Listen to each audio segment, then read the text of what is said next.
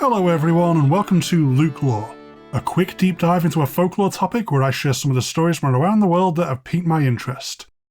This is a bit of a last minute topic pivot, but I hope everyone finds it a fun one. Some of the episodes I'm working on are held up by needing more research as I engage in my favourite of all pastimes, biting off more than I can chew. So I've taken my inspiration from the erratic weather and bonus extra winter a lot of places are having to whip up a bad weather beasts episode. Let's get our monster stories on, batten down the hatches, stoke the fire and warm up some snacks, to listen to some stories of what's lurking out there in the bad weather as a bonus reason not to go outside in it.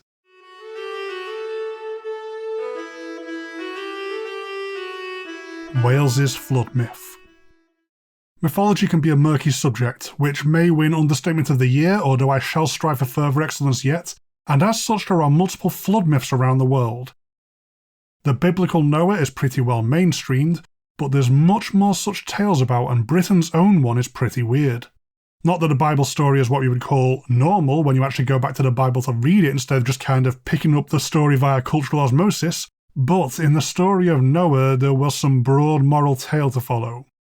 For the tale of Dyfan and Idirac, the two sole survivors of an apocalyptic flood in Britain, it's less about divine intervention and more about a giant lake monster throwing a massive tantrum. This is the Afanc of Wales. It's something of an monster for Welsh mythology. They get about the place with multiple possible lakes it could be from, the occasional name variation, and a wildly differing amount of stories. There's even very different descriptions, ranging from a somewhat unspectacular angry dwarf to being called out as a demon by Christians. It can be described as a bizarre chimeric creature that's kind of like a giant platypus, which I find vaguely adorable and weird that the native Welsh called the platypus long before it was discovered, and subsequently denied as real because no one could believe something that bizarre actually existed. The most common descriptions vary between magic crocodile and monster beaver of doom. Given that it's old, Welsh and Christians cry about it being a demon, I suspect every description may be valid, and the Afanc is as much a shape-shifting fairy creature as it is a lake monster. The one thing it isn't is simple. The majority of stories agree upon two things, however. It's happy to eat people, and has a vile temper. So we come to the Afanc getting a starring role in the tale of Dyfan and Idirac. The core elements of a flood myth are there. All the land is submerged, 2 people survive, 2 of each animal is rescued, inbreeding ensues to repopulate after the waters subside. A large mastless boat named Nifid Naf Nafion carries the chosen few to safety. The flood that does this just seems to have the simplest of explanation. The Afanc did it. I can't seem to find a reason, only that the wild thrashing of the Afanc caused the floods. It just has a random freakout that trashes the British Isles, and the lucky few are spurred. Given the emphasis on its temper in other tales, it could simply have raged its way into causing an apocalypse. Later stories tie the Afanc's power to the water, removing it from its element being how he was supposed to either capture or kill it. In one story, a maiden lures the Afanc to rest its head on her lap and sleep. Upon this happening, the rest of her village comes to tie the Afanc up, catching it outside of the water. This results in the one solid characteristic agreed upon across Afanc stories: rage. The maiden who sets the trap is crushed by the monstrous thrashing as the creature attempts to break free, although the capture works and the Afanc is dragged off to a cave where it can't cause any more chaos. At least for a while. There are 2 possible defeats of the Afanc in Arthurian myth. One involves Arthur being tagged in to once again personally defend Wales, although the victory was entirely dependent on his horse Lamrai, who dragged the Afanc out of its lake. This tale has a monument to it near Llyn Barfog with the stone of Arthur's horse, or Carn March Arthur. This rock with a hoofprint in it that's supposed to have been made during the battle with this ornery aquatic monster. A somewhat more detailed quest of Percival, or Peredur in Welsh, has the alternative Arthurian defeat of the Afanc. In this story, which includes a trio of nobles who die and are reborn battling the Afanc each day in some legendary proto-Dark Souls boss action, the monster couldn't even be seen. Its strange nature rendered it invisible, until a convenient maiden gives Percival an adder stone to be able to see the Afanc so it can finally be stopped. There's also a Welsh hero who defeats the Afanc, Hugh Gadarn, who uses his 2 oxen to drag the Afanc out of its lake so it can be beaten. Given how frequently the Afanc has had to be defeated, though, I doubt it's something possible to truly kill. Maybe violently inconvenience, although surviving decapitation likely does nothing for its notorious temper. Let's hope it left to the Eoshi otherworld with the rest of the Fae, and isn't just napping its way through a century or two dreaming vengeful dreams of flooding Britain once more, to try and finally deal with the annoying humans that keep cutting its head off.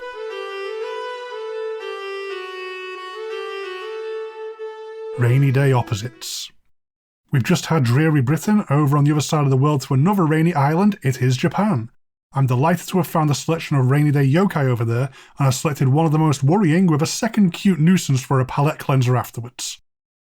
First up, we have one of the notorious monster women that populate the yokai stories of Japan, with Ame Onna.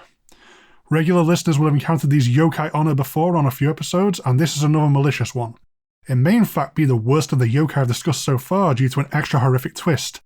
Ame Onna, or the Rain Woman, can appear basically anywhere there is rain. Either tied to wandering natural heavy rainfall, or perhaps causing it unnaturally, they are most likely to appear from the shadows of a dark alleyway during a downpour. They look like a dishevelled woman in a completely soaked kimono, hair slicked flat to them from being absolutely saturated with rainwater. As they wander the streets, they revel in this heavy rain, licking the water up as it flows down their arms. So far, so unnerving.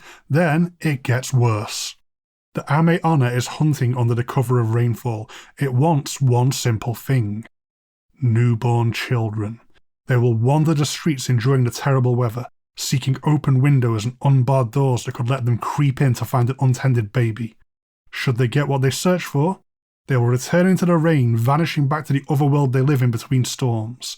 The baby will never be seen again, but the Ame Onna might as they return to hunt again should the rainfall be heavy enough. That this yokai kidnaps babies isn't the twist. Many a folklore monster hunts the helpless young. There's what comes after an Ame Onna has whisked away a child to the other world beyond the clouds and mist.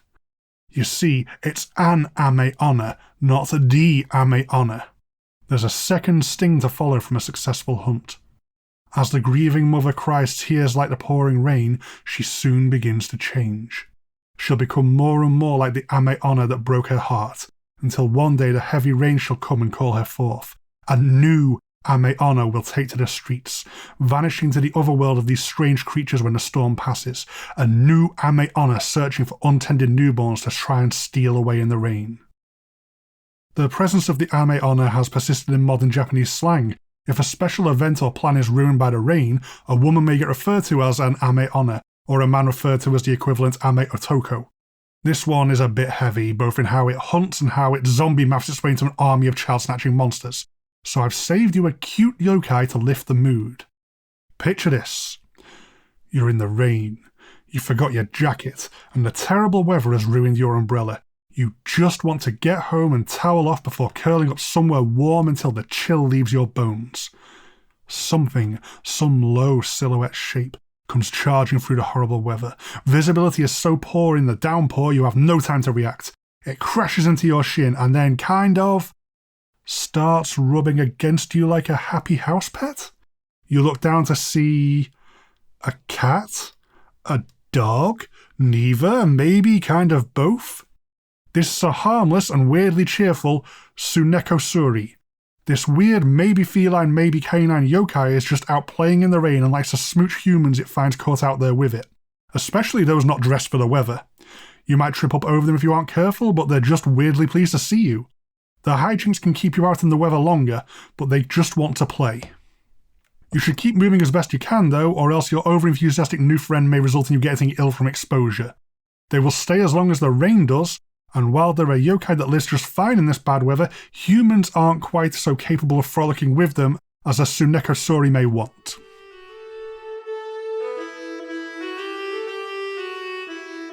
A shapeshifter in the snow. Okay, back to your regularly scheduled terror, and off to something creepy in the frozen north of Canada. The Ijiraq is a shapeshifter of Inuit folklore, and it's attracted to innocence. Not simply children, but also anyone older with a naive heart. To be carefree in a snowstorm near an Ijiraq lair is the equivalent to be bleeding in shark-infested water. These unusual human hunters can appear as anything. Pictures of them show off fantastical animals, but their primary ambush trick is the ability to appear in the form of any person. Pretending to be family or a friend, emerging from the snow in the wrong direction from home, but appearing as someone safe and familiar so that they can come close to you. close enough to grab its prey, most commonly a helpless child, and drag them away. It unfortunately gets worse. An Ijiraq is no simple imitator, it's a preternatural predator with strange powers.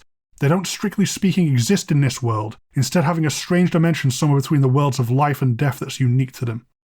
Anyone who comes close to an entrance to this other world gets their thoughts scrambled, losing all sense of direction or purpose, causing them to wander off confused. An effective defense which foils any attempt to rescue a taken child. Children here are food or playthings.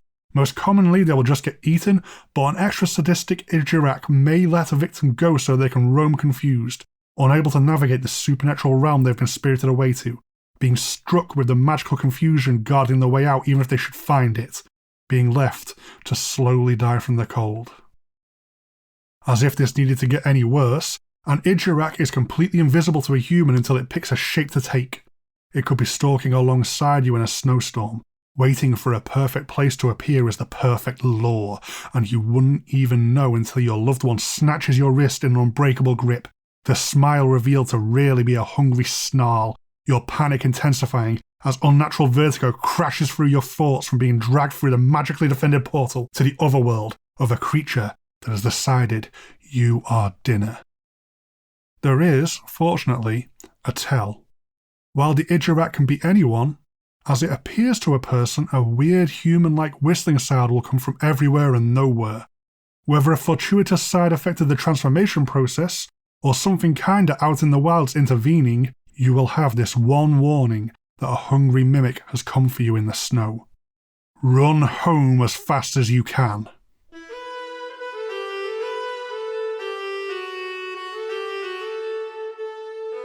Some cross-story notes.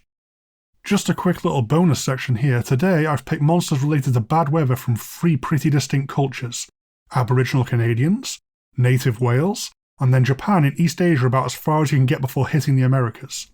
The Ijiraq and Ame Onna are both predators operating from an otherworld that only intersects with ours. Then the Ijiraq and Afank are both shapeshifters you cannot see in their natural form, at least going with the Percival myth requiring a quest item to reveal the creature. It's a fascinating footnote of folklore that these common story threads can be tied together across vast times and what used to be vast distances before technology made the world a smaller place. Something interesting to ponder, in my opinion. Plus, there's the overriding storytelling surrounding the dangers of the bad weather and the untamed wild, absolutely the corners of the world that creatures of folklore live in across all cultures.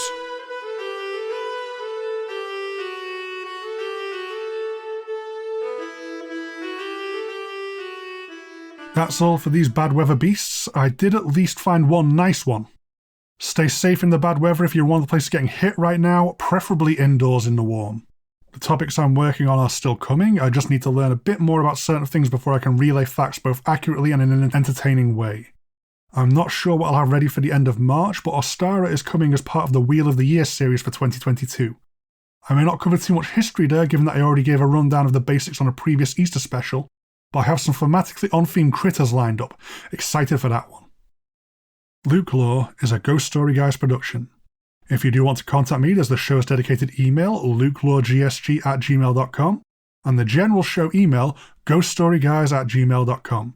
Both myself and the main show are really easy to find on Facebook and Twitter if you want to make day-to-day contact, as well as a very active Instagram account a lot of the community gets involved with.